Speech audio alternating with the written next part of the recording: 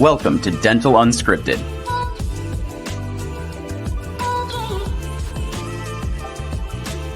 Where Mike Dinzio and Paula Quinn break down the practice ownership journey, one episode at a time. Starting up, buying, and running a successful dental practice.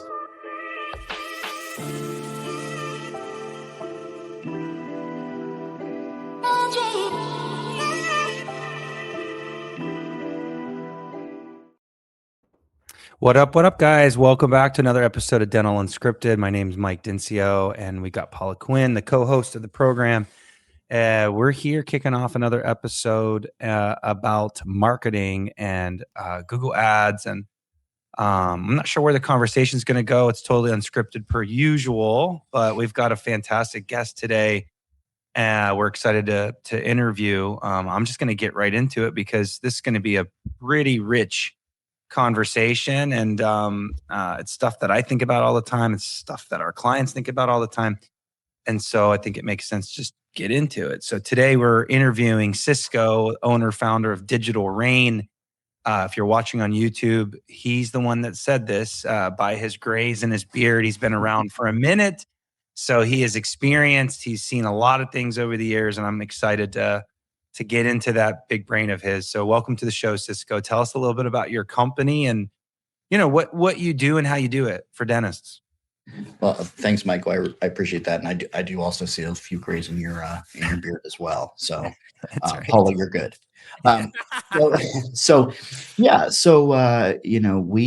do specialize in Google Ads as well as the landing pages that accompany those, and have been working in Google, specifically working with Google Ads for about 16 or 17 years now, across several different verticals, legal and dental, because, you know, go big or go home. They're two very competitive vertical markets for Google Ads. They're expensive because the value that they bring is tremendous if done properly. And so, you know, that's our goal, is to drive positive ROI, you know, for our clients. Totally. I love that, man. So one thing that I'm just kind of thinking, and I'll kick off the first question. Paula's probably rolling her eyes over there, folks, because she knows that I just jump into it. She's got her questions too, I promise, but we'll see if she can get words in today. I don't know if she will. But, you know, like, there's all kinds of ways to spend money in marketing, right? And then the digital frontier today of SEO and ChatGPT. I just heard today that you can actually advertise in ChatGPT, which is pretty cutting edge stuff, which I think kind of sucks, by the way, because the cool thing about ChatGPT is it's supposed to be unbiased and all that. And now they're freaking selling ads, of course. So if that was always the plan, shit, we just all fell right into it for them, right? But okay, so I'm thinking, like, people are big percentage of people are searching ChatGPT, and Google's kind of like, what the hell's going on? So is traditional marketing dead is my first question. And what I mean by that is, like, digital ads is part of that kind of old school marketing thinking. And so I want you to, like, pivot to that. Is it dead? But can you just be really easy? I'm going to throw a softball first and then roll into, is it dead? So what exactly is digital ads? What the hell am I talking about right now? Right. Just break it down for I'm not sure where our audience is. And then, is traditional marketing dead, like digital ads? Go for it. Right. So yes, when we're talking today, we're talking specifically Google Ads. And we're even going to primarily talk about a subset of Google Ads, which are search ads. Search ads are pull marketing. And when I say pull marketing, what that means is they show to people who are actively out seeking that content. Somebody who's literally searched for the thing that's being put in front of them. Billboards are a push ad. TV commercials are a push ad. They're something that are interrupting what you're doing with a message, right? That's different. That's not something you asked for. It's something that is occurring and happening to you outside of your control. So those when I'm on Instagram and those ads pop up, that's a push ad. Those are push, right? Because you're not seeking them out. Paula knows what those are. Yeah. Yeah. So Uh, and those have value. Those have value. Those have a lot of value. They just have different goals and a different methodology and a different way of quantifying whether they're working or not. Yeah. Whereas pull ads are ads that show when you're seeking something related to that. So if you're searching for, the best dentist near me, just like your organic searches show up, there's listings that show up at the top of Google or show up on the page. Ads are similar to those. The Google ads are similar to those. And we control where they show up based on a number of factors. So that's kind of the quick breakdown of what we're talking about today. Okay. So excuse me. So is traditional marketing dead with this whole Right. AI content driven marketing push? Well, I mean, there's a part of me that says it would be kind of great if fewer people did advertise with the way that we're talking about today, because Google's an auction. These ads are an auction. And so, if you're the person that's, trying to get a good deal at the auction, the best thing that can happen is nobody else shows up, and you're the only one there in front of all the people that are looking for stuff that you have. That's the best case scenario. So I kind of hope that it lowers the competition. Not seeing it now. There's still billions, hundreds of billions of searches, every day on Google. And certainly, at this point, it's not like no single advertiser can corner the market. So absolutely no, it's not dead. Do I hope the competition goes away a little bit? That'd be great. So you're seeing some trends potentially, or you're not seeing trends Not that, at this point. yeah, but you're watching it. So essentially you're running ads. So how does it work? Right. So like one big pitfall that I get into with our clients is that, okay, I don't need a Cisco. I have a Google account. Right. I don't need a Cisco. I have a Google account. I'll make my own ones. And I'll make my own ads, and I can call Google. And folks, don't do this just because I'm telling you that this is possible. But you can literally call Google and they will help you set up an ad. And you're thinking that, oh, well, why wouldn't I hire Google to do this? Right. Because they know Google. They're going to know better than Cisco is probably what they're thinking. Yeah. Why am I paying $500 a month, $1,000 a month, whatever that is, for them to manage this when I can? Bingo. That makes perfect sense. Yeah, and that's a great point. So are you familiar with the Dunning-Kruger effect, which is basically the less you know about something, the more you think you're an expert in it, because you don't know the details, right? Okay, wait, I gotta coin this, because what is it again? It's Dunning-Kruger effect. Dunning. Right. So it was a paper. It was published in 98, I think, that the reason why sometimes people are like, I'll just go do it myself. It's because you don't realize how much you need to know in order to make it effective. Like it's that fallacy of logic in a sense. Google is a huge, huge victim of this effect, and its AI is a huge victim of this effect. And what I mean by that is, think of the Google AI that's making decisions about advertising as a salesperson. You're a dental practice, and you hire a salesperson, and you tell them, go to this convention, go and look in the crowd and find me as many good leads as you can find for my practice. And so this dental assistant goes out, or this salesperson goes out, and they go, okay, you over there, they look at the crowd and they say, okay, over here, do you people need a dentist? And they're like, yeah. And they're like, how much is it? And they go, we're looking for free dentists. And the salesperson goes, awesome, got all these people. Okay. But that salesperson never gets feedback from the dental practice. But they just got 20 patients. So now they're like, okay, next day they go back out to the same seminar. I know that the people that sat over there, they came in droves. And so it looks for the same kind of people. More free people? Awesome. Come on. And so this salesperson keeps bringing in all these leads, all these Medicaid leads, all these people looking for free stuff, all these people looking for their current existing dentist because they need to schedule an appointment. But it has no feedback from the dental office. So it just keeps getting as many cheap leads as it can because it knows that it's happening so easily. It's able to bring in hundreds of people and it thinks it's doing stellar. And that's exactly what Google does. It tracks what ads are generating phone calls. What it doesn't know is that 100 of those phone calls out of 105 were people calling to book an appointment for their kids, and they were looking for their dentist, not for you.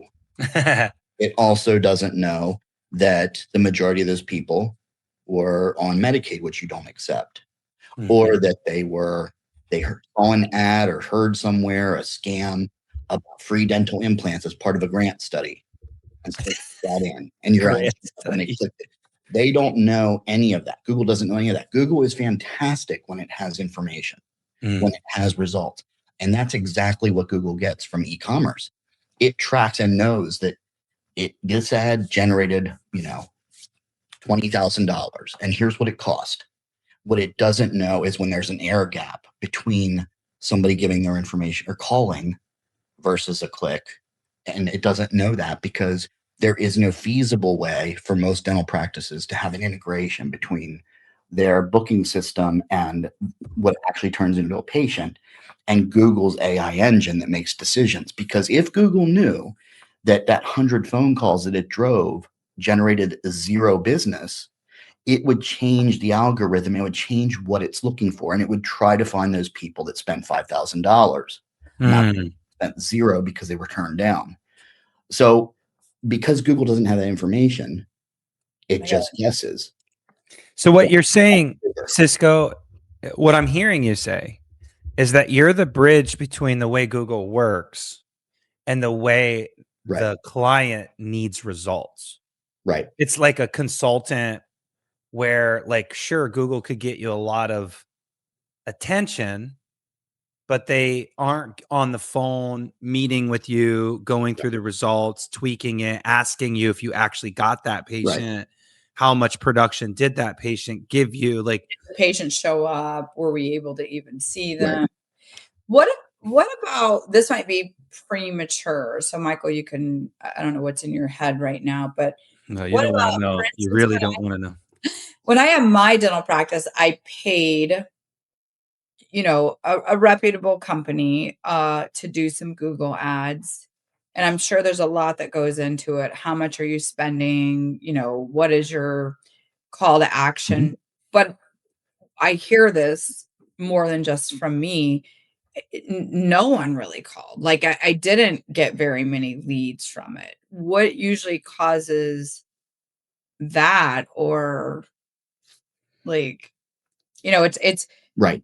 Both are not good. I mean, if it's people looking for free stuff or something, I guess that's bad. If they have a Medicaid or an HMO or something that you don't take, that's not good because you can't even see them. But sometimes a potential someone looking for something, and then you being able to have that time with them, you can sort of educate them and sway them in a different way. So at least that's maybe some opportunity.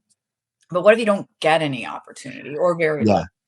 Well, and let me and you make a great point. Let me address that last thing you just said, because as much as that sounds great, I have yet to work with more than maybe 1% of practices that their frontline team is trained and able to do what you just said. Sure. I've only worked with a very few that when the phone rings and somebody asks for something that they don't do, they're like, nope, we don't do it. Click. Exactly.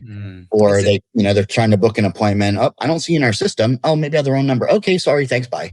Isn't that so sad that any marketing you do comes down to who's picking it up? Oh, it's absolutely. That's 80% of it. I'm the other 20. That's terrible. Yeah. And in many cases it's like, please, let's not even do anything. Don't even start. If your phone system isn't working the way it is now, it's certainly not going to work when we start sending you people who know nothing about you.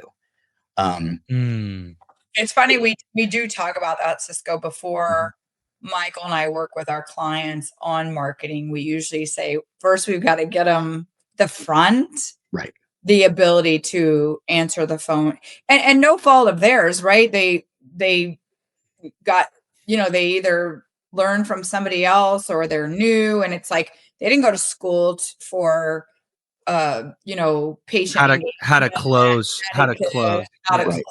it's a big miss in dental all the way around. Totally. But okay, sorry. That's okay.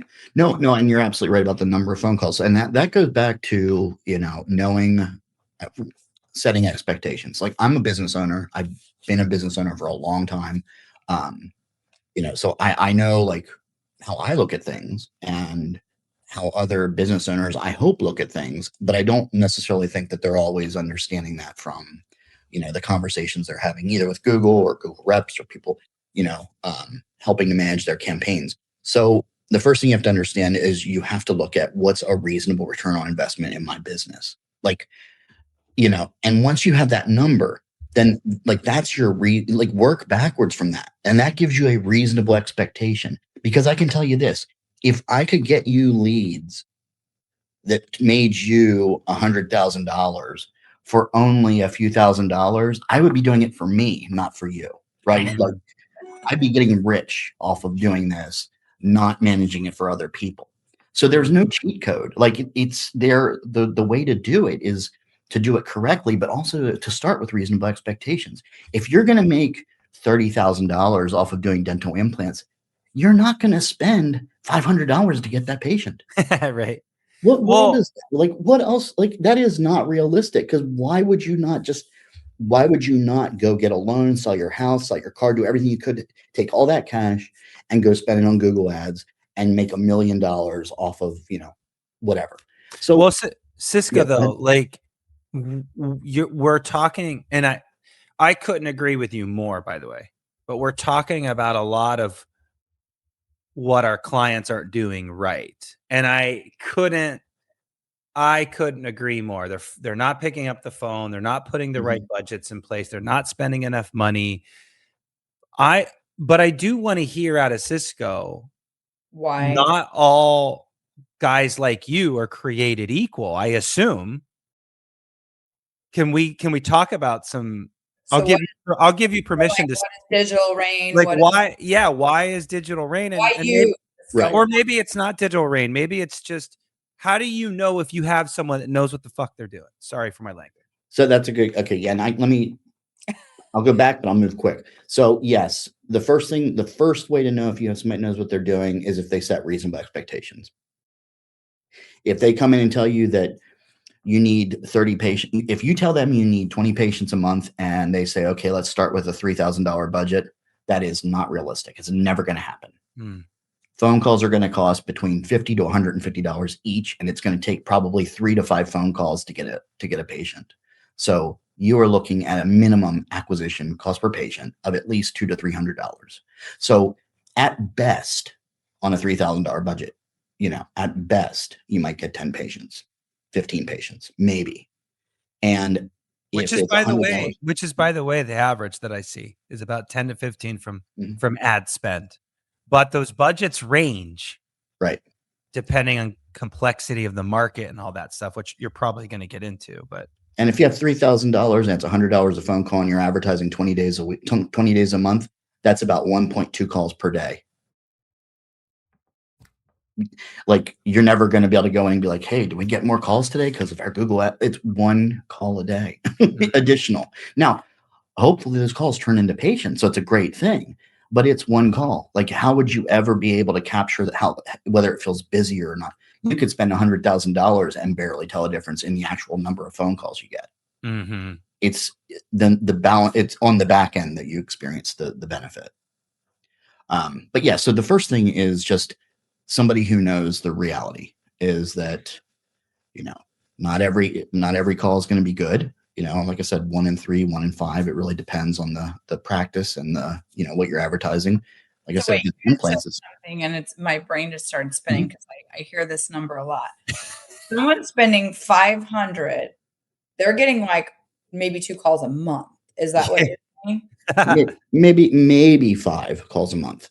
Okay, that's 100% right, Paula, because people just think that they can do 1 mail drop, $500 in Google ads. It's like, bro, that's not how this works. You gotta flood the market, track it, which we're going to get to. And back down if you can or not. Okay. Because there's what we in the funnel from Google Ads to a case. We have a few different metrics. One is the top of the funnel, right? So let's say it's dental and it costs you $10 per click. Everybody who clicks your ad, you pay $10 for. That's pretty cheap. That's like for general dental. It is $10 is cheap. Okay. So cheap. Every click, here's $10. Yeah. Okay. Right. And average, we do better than average, fortunately, but average conversion rate, the number of people who click versus call, average probably about 5%. 5% call. Click. Oh, call. 5% of the people who click actually call you. So did they accidentally hit it, or are they just checking it out? These are people that actually click your ad, look at your page, and then call you. And they're like, you said 5%. 5% is about average.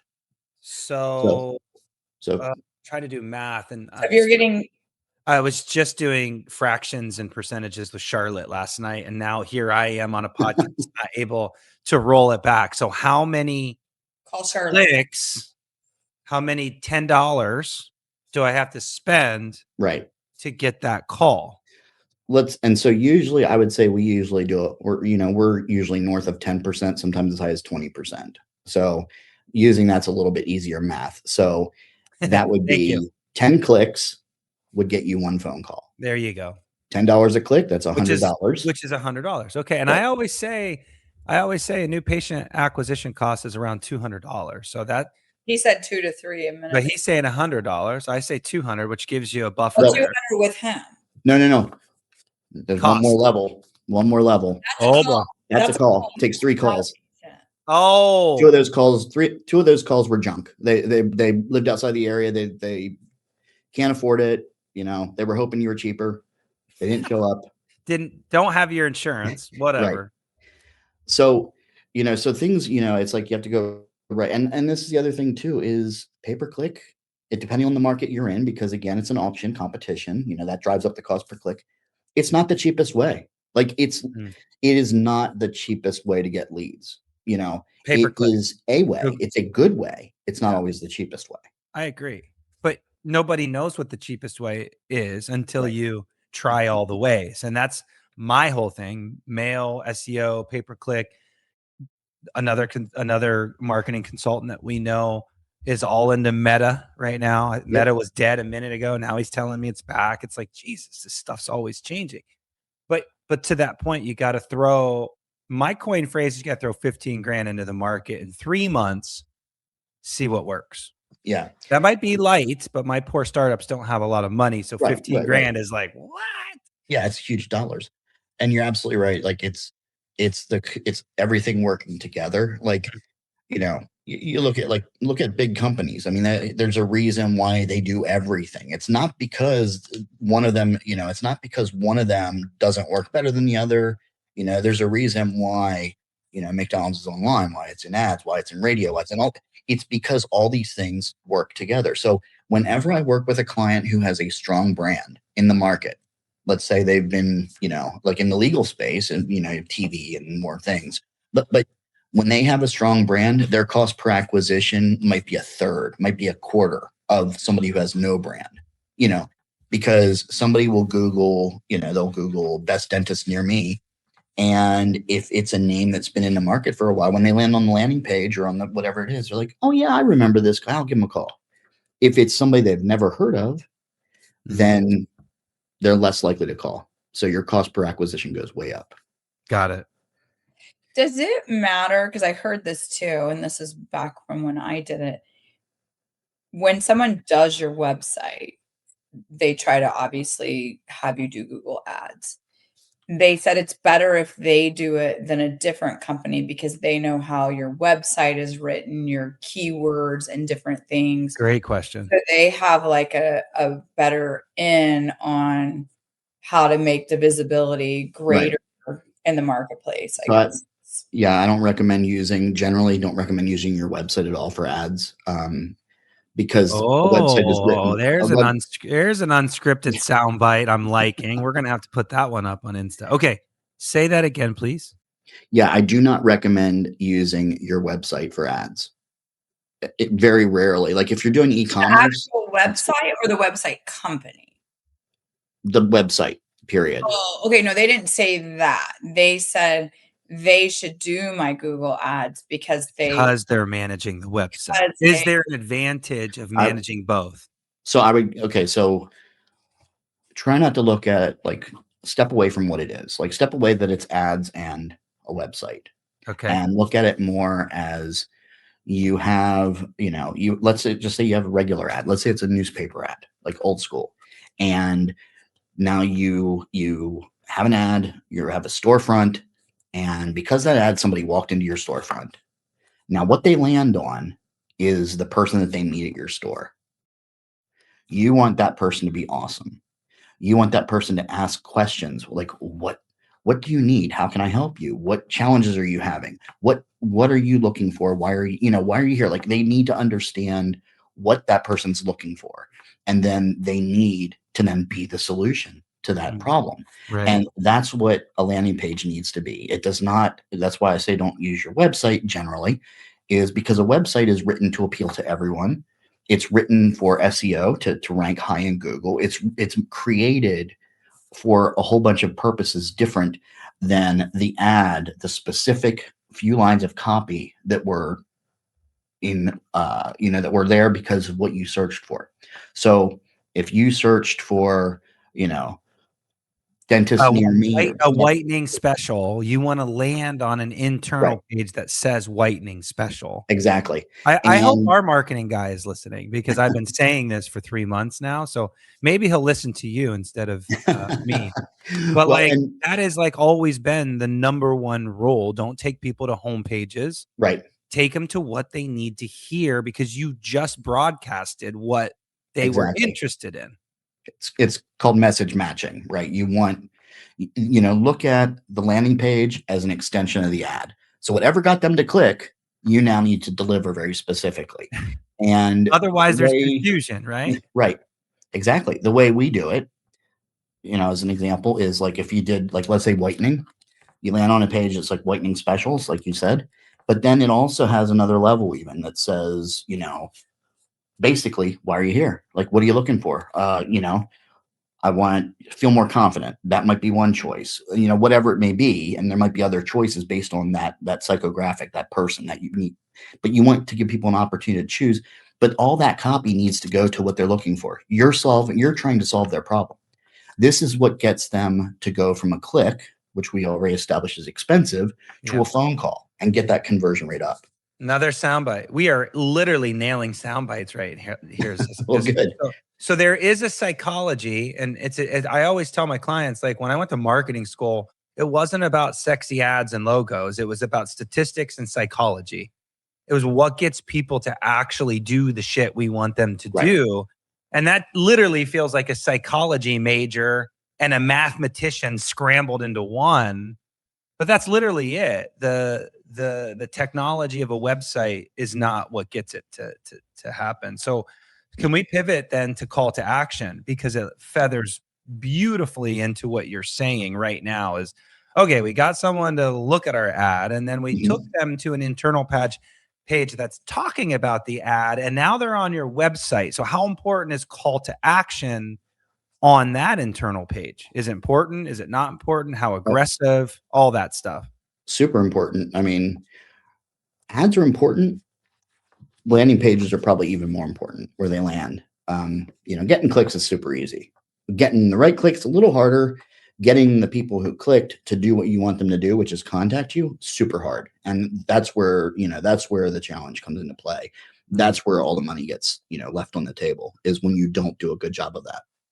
So that call to action. Question of why a dentist shouldn't do it themselves. Yeah. Kind of this, because it's like you're throwing money to Google, but then you get a click, but then where is that click leading? And then what is that saying when they get there? So you could just be throwing money out the window. That's literally, you're just buying clicks, but it's just going into the toilet. Yeah. If I'm getting you a patient for $300, I bet if you do it yourself, it's costing you over $1,000, easy, but way over. It's no, of unlikely course, that based on this conversation, of course, it's going to be a 5x right there. right, and you'll Without never know having why. it. What's that?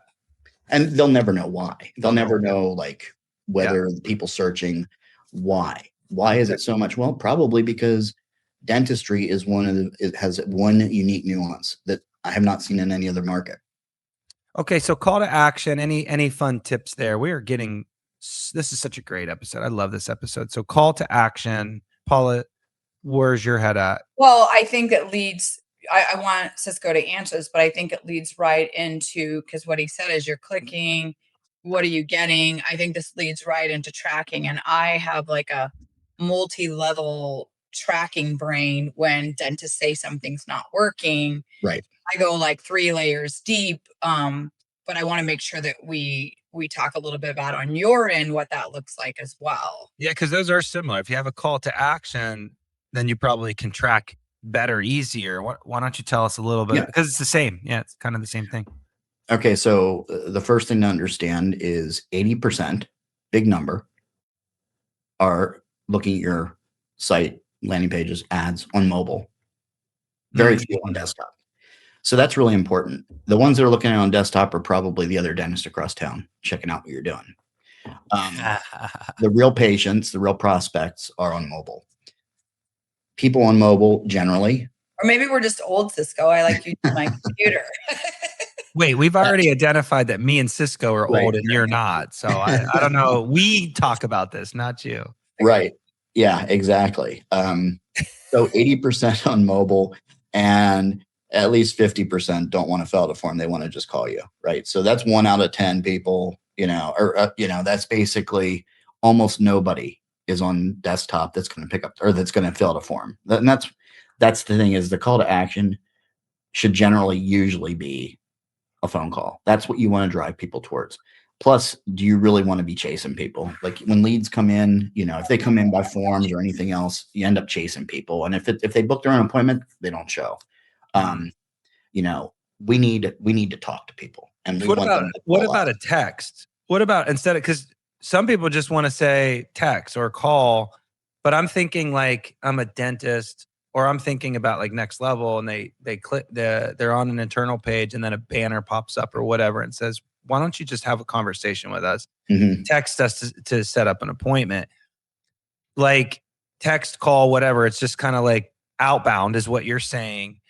But then there's a lot of theories of like providing something, giving people something also, and kind of warming the person up. So is it better just to tell them what you want from them, or is it better to just like give them a resource? And this Gen Z kind of character, back to psychology.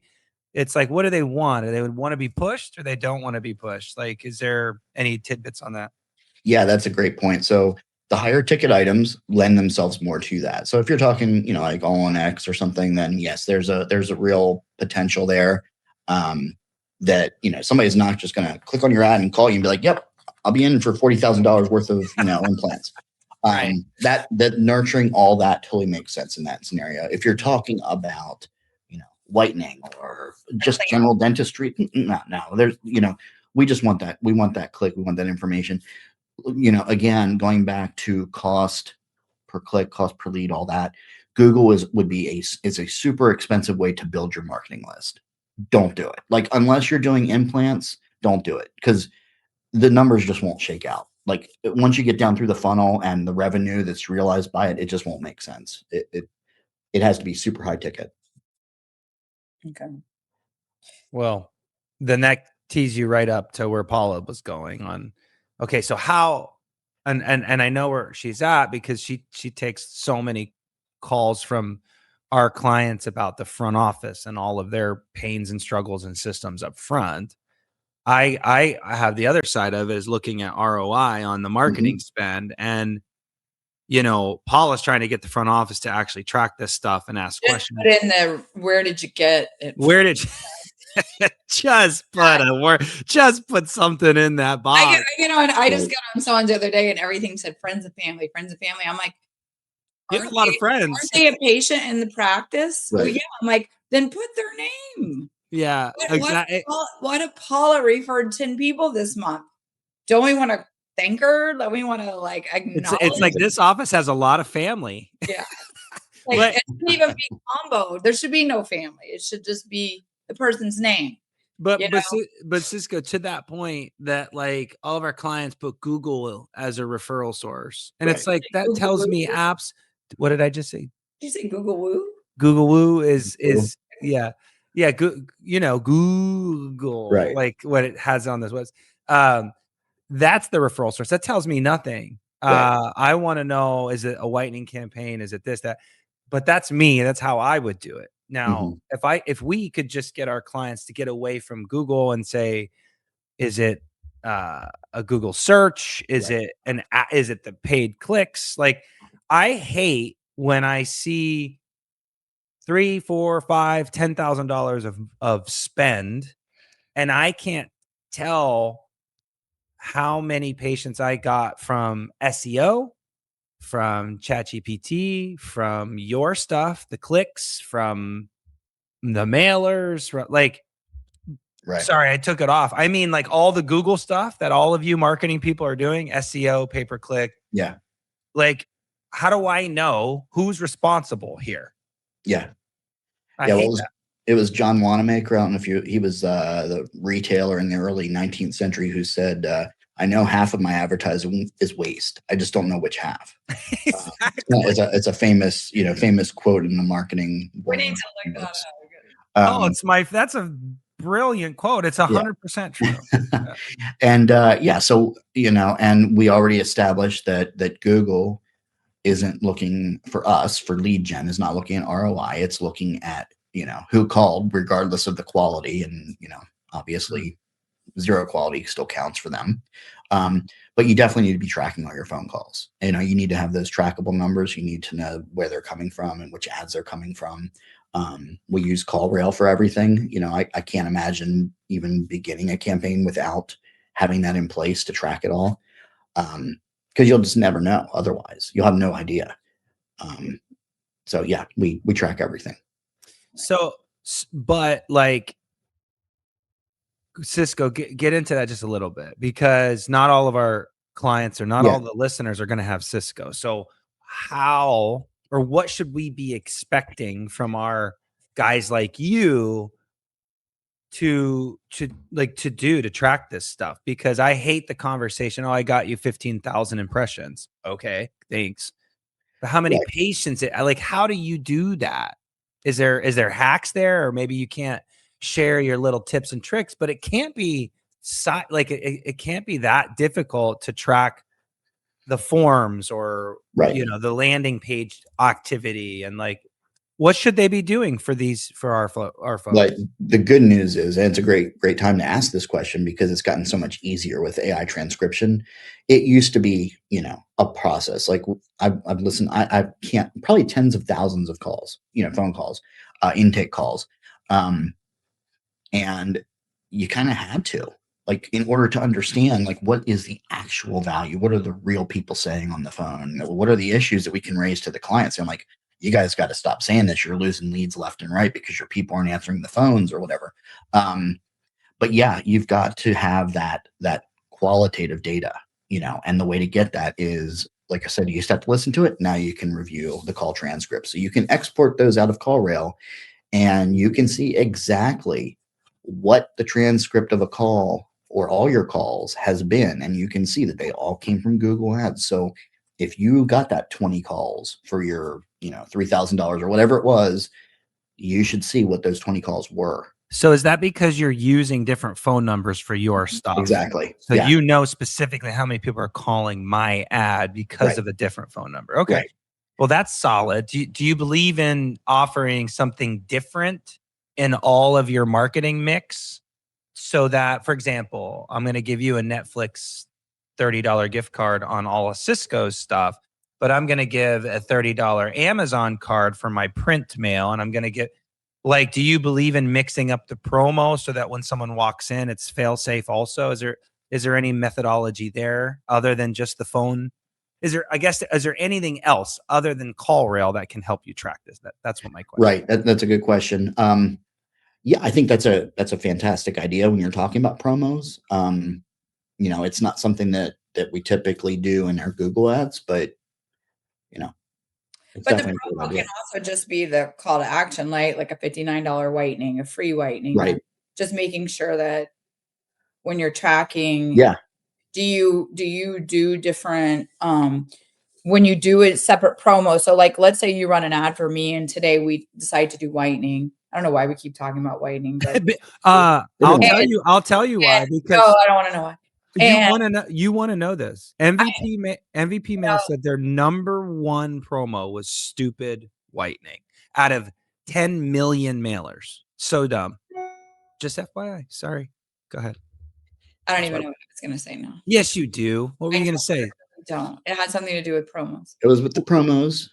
Well, promos matter different though. promos. Promo actually. Well, I know what I was going to say. So if today we're doing a whitening promo, $59 whitening, and then next month we're doing 500 off aligners, do you put so that they don't just put Cisco, do you specifically tell them, okay, now we're switching ads, make your referral source something different? Because that's what I'm really big on, because I want to know what promo did best. See, this is why Paula is a genius, because I like that. It's what realistically we could go month to month and see, but if we forget what ad we did, I mean, we'd have to call you. We could.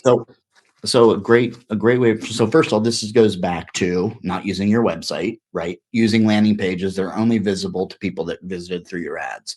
So this is a great example too. I generally don't use promos in the Google ad. Like, I don't want you to call thinking you're getting stuff cheap. I want you to call because this is what you really want. Then I want to surprise you when you land on the landing page with a great offer for that. But does that offer get, I guess what I'm saying is, okay, so your ad, you're doing one part of it. You're getting someone to call me or getting someone to go to my landing page. Mm-hmm. And now once they go to my landing page, they're going to reach out, hopefully. So you get the call. Tracking that, the actual promo. What promo made them call? I think in the practice management software, that has to change. Mm-hmm. I don't want it just to be, is Digital Rain working? Right. I want to know, how are they working best? Was it when I ran my whitening ad, or was it when I ran my 500 aligner ad? And it's hard enough to get the front. It's great that you can go back and look for me. But number one, as a dentist, I'm probably never calling. I'm only going to call you when it's not working. It's not working. I'm quitting. It's not working. Right. I'm just going to jump in and say that's next level. Like Cisco would agree. Number one, just tracking if Digital Rain's working is hell. I'll take that. But taking it to another level and tracking Digital Rain whitening, Digital Rain free toothbrush, whatever, like that's next level, because now you're tracking promotions. And let me address that, because we do that part, but it may not be exactly what you're thinking, but I just want to address it. So we don't have a whole lot of time left, but I do want to go over this quickly, which is, we don't always know what message is going to resonate best. Even if it's whitening, let's talk about promotions. What we almost always do is split test the landing page. So one page may have one offer, the other page has a different offer. Ooh. Send 50% of the traffic to one, 50% to the other, and then see which one drives phone calls. Then when we find one that wins, we create another variation of it using, say, different language or a different photo or whatever it may be, and put those. And we usually do 50-50, but we can also split it out into multivariate and different versions. But we're always testing what drove those most conversions. Cisco, you've been holding out the entire episode. That's some next level stuff right there. That's what I love. That's amazing. So your company should be thinking about exactly what he just said, and that is the difference maker of a Cisco and a Google consultant. Not only creating landing pages, but also testing which one's getting the higher conversions. That's it. That's the money maker. We don't have a lot of time, but Dan threw out, it's kind of a great segue. is great conversation. What do you think about having a hard sell giveaway, free resources? It plays right into what we're talking about. And my opinion is you spend the money to get the recognition, to get the awareness. The promotion gets them to call. Like you can do, we talk about it with mail all the time. Just putting a mailer out saying, hey, I'm Sweet Tooth Dental Office nearby. Come see us. Okay, thanks for sending me a postcard that says welcome me. Or you could do, hey, I'm Sweet Tooth Dental, and I've got these 3 opportunities for you if you want to try us out. That's always going to do better than just, hey, I'm here. Do you agree? Promotions are strong. So you have to spend money on Cisco, you have to spend money on Google, the clicks, and then you got to spend money on promotions. And if you're not doing that part, I find that your results are less. So is that the same with your statistics too? Yeah, definitely. When you do a promotion, almost always a stronger response. Like I said, I generally don't do it on the ad itself because I don't want to pay somebody to want to get something free. I want to get the highest quality click. And so dangling a low price, you may get people who are just clicking because they see a number that seems low or an opportunity or something that seems low, but then surprise them on the landing page. Because at that point, once they've clicked, you've already paid for it. Now you want to get everything you can. Nobody talks about the surprise on the landing page. Let's put an end cap with this conversation. Give me one solid example of what a surprise looks like. Like surprise. Yeah. Well, like what? Give us an example of what it would say in the ad, and then they land, and then that's the surprise. Give us an example, because I've never heard that before. I think it's genius. Yeah. So in an ad, in this scenario, in an ad, I would lead with authority, lead with credentials. If you have a practice that's been around for 20 years and you've done, 10,000 crowns, whatever it is, lead with that authority. Then when they land on the page, that's when you hit them with, 999 crowns or whatever your offer is. That's when, now that you've paid for it, you do everything you can to get the lead. So I see what you're doing there, because if you lead with authority, you're getting the right customer. Because if you led with the promo, you're getting shitty customers.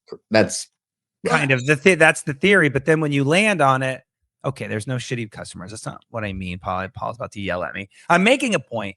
Right. So you lead with authority to get the right calls, right clients that you're trying to attract. And then on the landing page, you offer a sweet deal that gets them to actually call. Is that the theory? Exactly. I love it. You're doing everything you can to get the right people in the room. And then once they're in the room, you're selling them however you can. Dude, Cisco, your name and reputation, what am I trying to say? Precede you, my friend. That was a fantastic episode. I think it was knowledge based. I think it was rich. I think you provided a lot of value. I hope you get a lot of calls from this episode. I think you come highly recommended, and I think we're even working on some of our clients together. So thanks so much for giving us your time, investing your time and knowledge with us. Always fun to talk about this stuff, and you guys have been great. Really appreciate it. That's great. Well, folks, if you're getting something out of these episodes, please like, subscribe, all the things. Would love more reviews. It helps our program get more popular.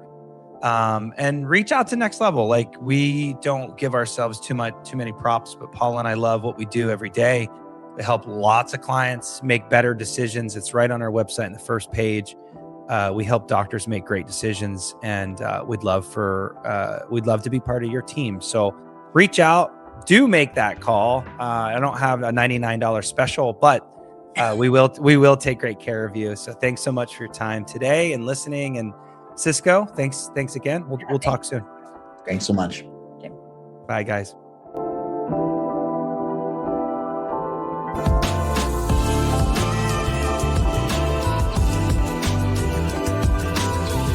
Thanks for listening.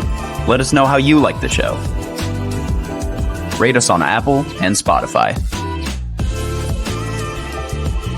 Subscribe and follow for more.